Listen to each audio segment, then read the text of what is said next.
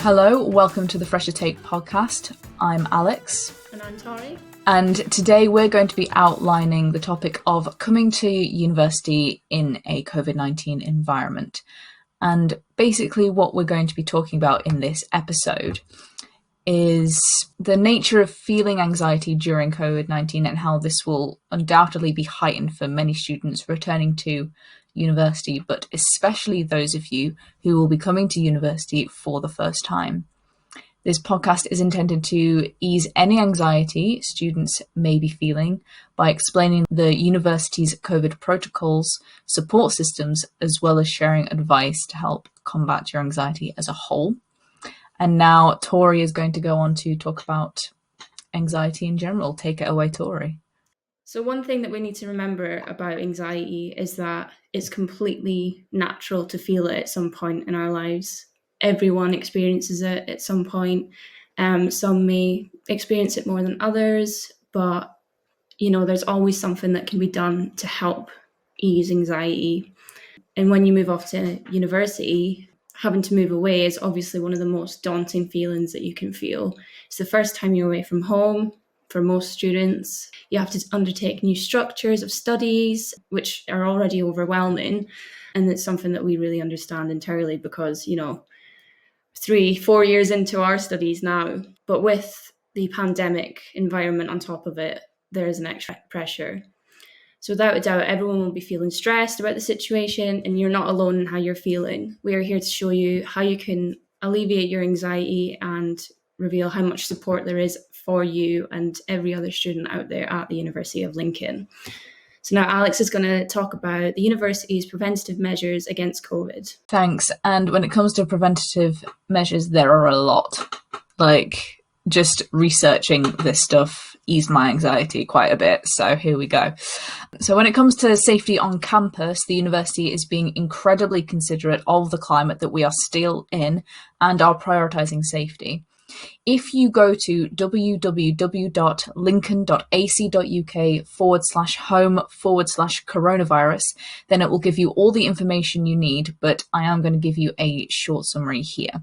So the university are strongly encouraging vaccination if you are able, and continued twice weekly asymptomatic testing, the hands, face, space routine, maintaining the university test and trace system, requested use of PPE, and a mask or visor wearing if you are able for students and staff. There is also still many sanitizer stations across campus for your use. In terms of the teaching environment, use of online attendance registers will be in effect, and teaching methods will vary from course to course. So to find out more, you should talk to your tutors about their intended approaches because, every course will be different and they will make different decisions based on how they want to teach you, whether online, in person, blended, it'll be down to them. Testing is obviously still taking place and will continue for the foreseeable future, and it will be taking place on campus in Village Hall. There are two options. You can either have a supervised test or the individual can collect a box of 7 home tests.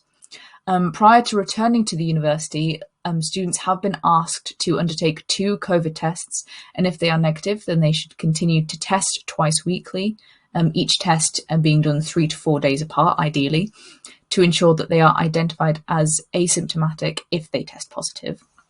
Should any student or indeed member of staff have symptoms or have been in contact with someone who has tested positive, they must not use the university testing site, but instead request a PCR test by dialing 119 or going onto the NHS website.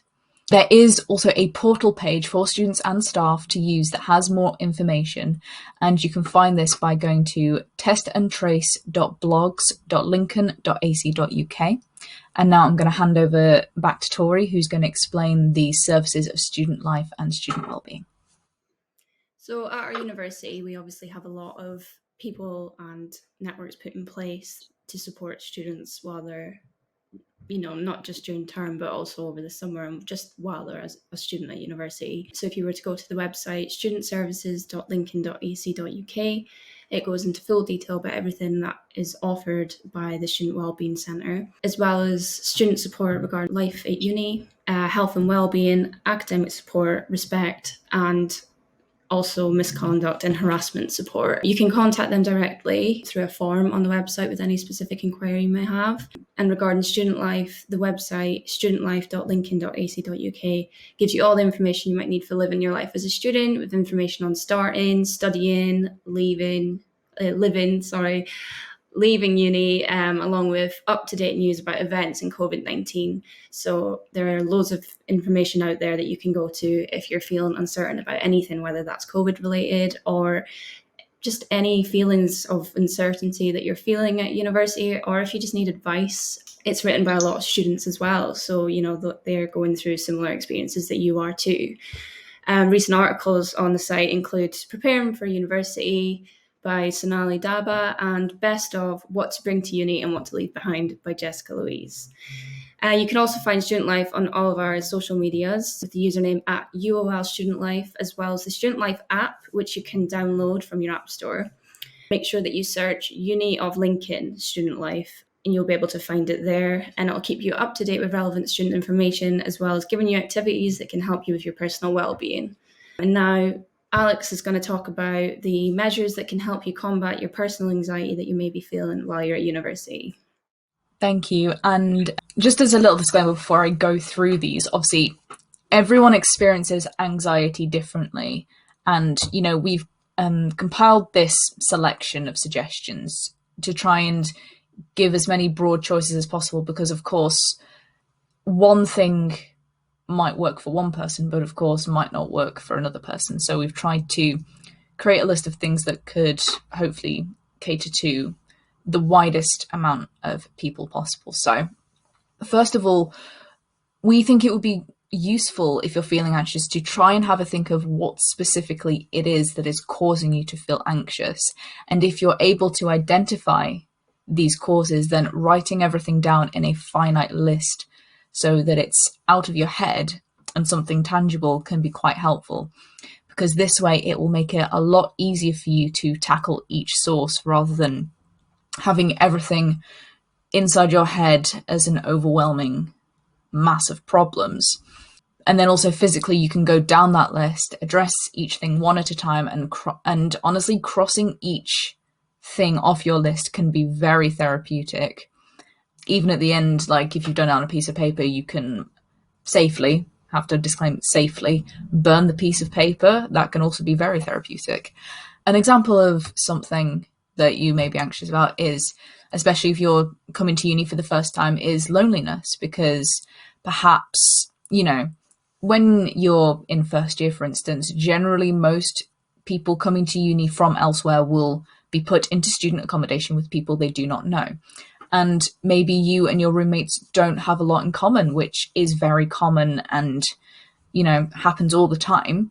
So if that is the case, then you can plan to join a society, because then you can be sure that the people you will be hanging around with will have at least one thing in common with you. So whether it be an activity society, something political, or something fun or nerdy like Harry Potter Society, Terrible Film Society, or the Amateur Cooking and Baking Society, which I believe are new this year. There is a society for everyone, all of which you can explore on the 5th of October during Freshers Week, which is when the Society's Fair is set to be. Another example might be that you're worried about something academic, about the potential workload that now that you have seen your reading lists, and you're worried about the magnitude of everything that you're going to be doing. With this, we suggest just emailing your professors, or indeed your program leader or personal tutor, whose contact details you can find on the staff directory via Blackboard. And I know they will all be more than happy to give you advice about managing your new workload and about anything really. Like, I'm speaking from experience, like I'm entering my master's year, and the rate at which my professors are there for me whenever I need them for anything is just, it's the best. And I can assure you that they will always want to help you with any problem that you may have. However, moving away from specific things that cause anxiety. Often anxieties can have no specific identifiable cause. Sometimes we are just anxious and there's no reason for it, and that is perfectly okay too. And this is where well-being strategies come in. Techniques that are there to just help you clear your mind in general. And these mainly involve a change in routine, and it can be even the smallest thing. So anxiety really can make us stagnant, make us stay in the same room, eat the same food, and generally become unmotivated to do things because our anxiety stops us. And a small change in that routine can make all the difference. It can be as simple as just leaving your house and sitting on a bench a minute away if you don't feel up to a full walk. Do a few dishes, or even just one if all of them feel like too much. Doing one little thing can be the first really important step to helping yourself feel better. And also, knowing your boundaries and not being afraid to speak your mind if you're not comfortable with something is incredibly important.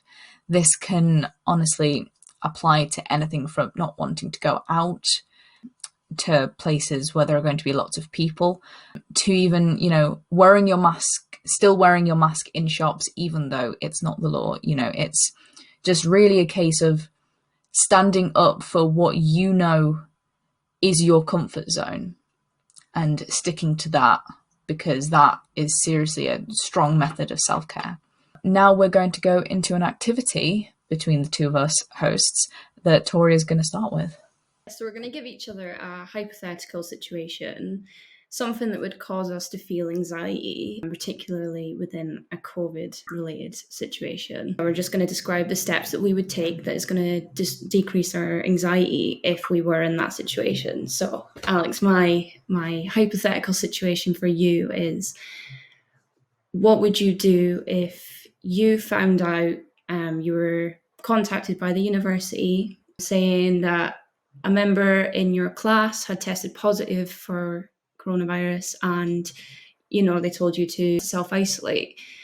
Obviously that's quite, knowing that you've been in contact with someone that is positive, your initial reaction is to feel anxious about it. How would you deal with that anxiety of knowing that you were in the same room as someone that had COVID?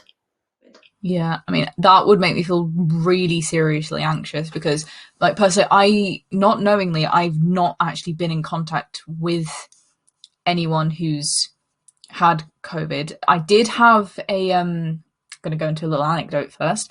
I did have a situation last year. I had two roommates, and one of my roommates got a message from someone he'd been hanging out with and said, "Oh, I've tested positive for COVID, you need to get tested." So me and my two roommates had to isolate and test ourselves, and we were literally just staying in our own rooms to make sure, in case we did have it, we didn't pass it to each other, just in case. Obviously, we were very lucky, we all ended up testing negative, we were completely fine.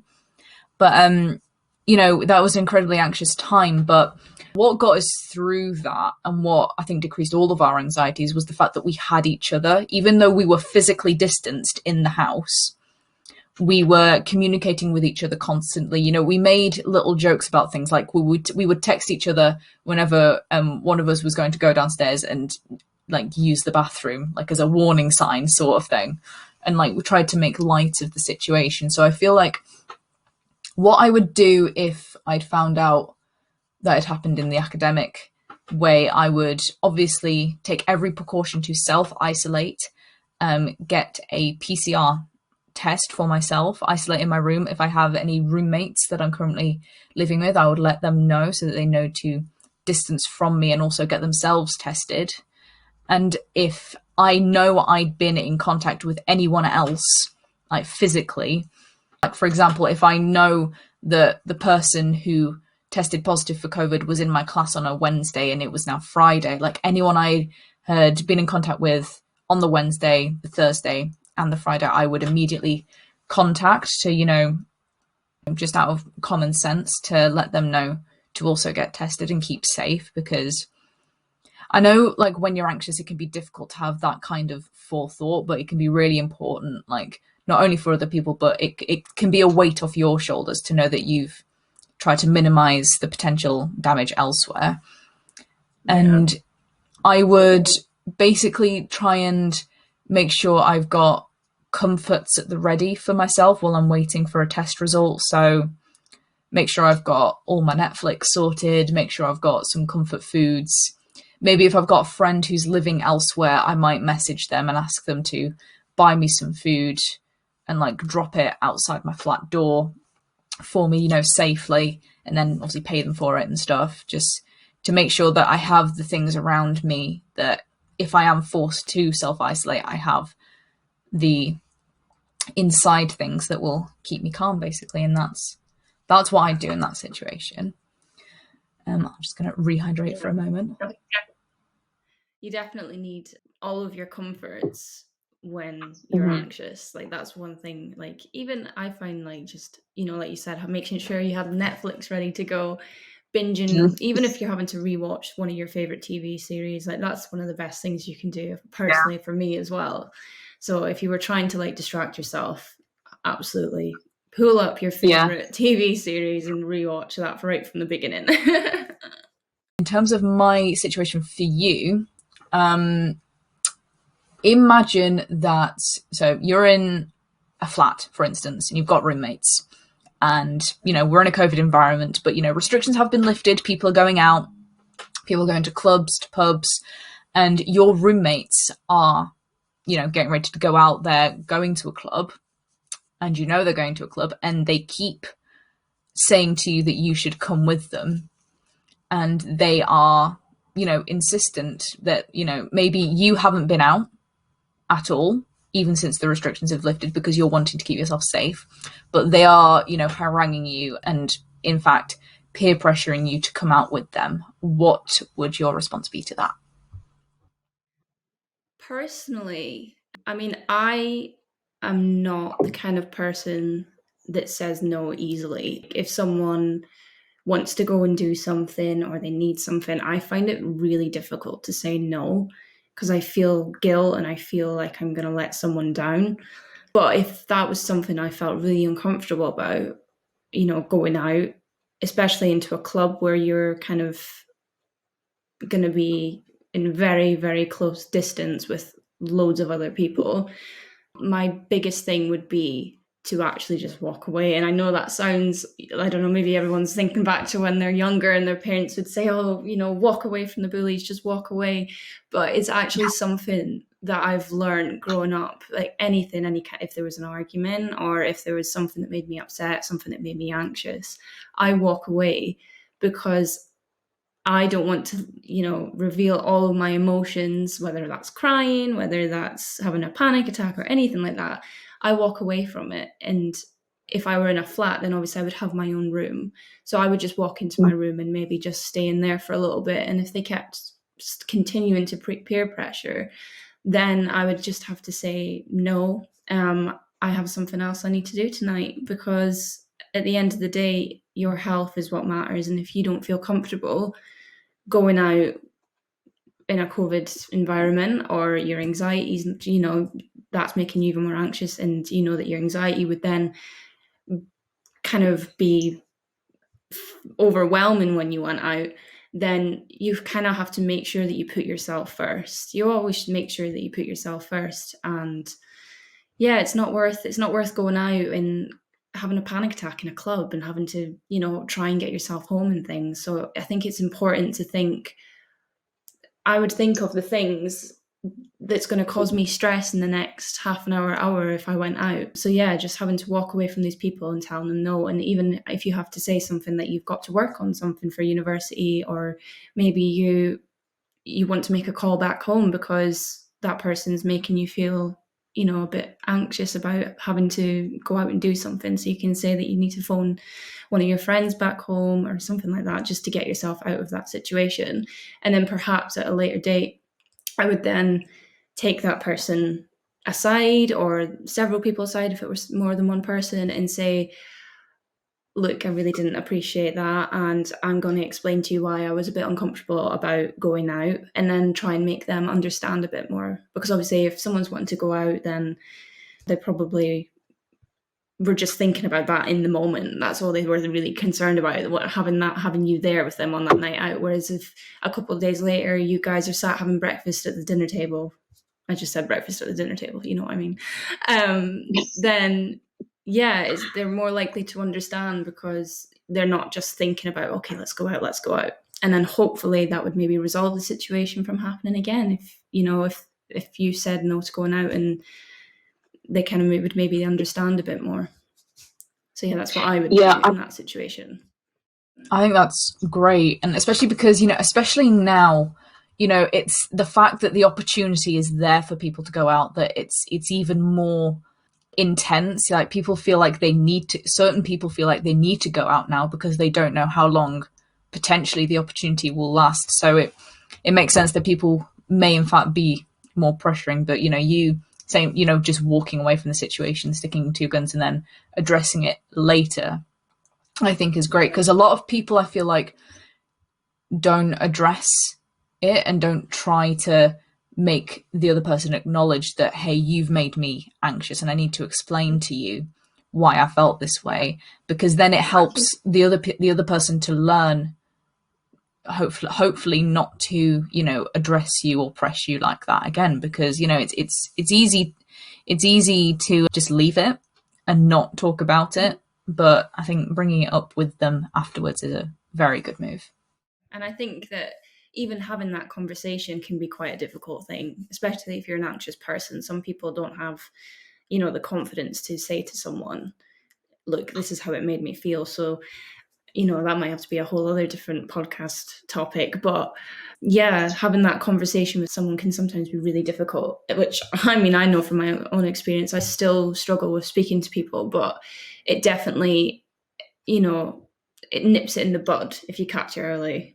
I love using that phrase. Yeah. It would, if you manage to do it quite quickly, then hopefully it just wouldn't happen again, and they would understand and respect that you just don't want to do that. Yeah, I think that's definitely good to keep that conversation open. Well, thank you for listening to our Fresher Take podcast. I've been Tori. And I've been Alex. Make sure you tune in next time when we talk about academic assessments and the stresses that it will cause. Hopefully not cause, but it might.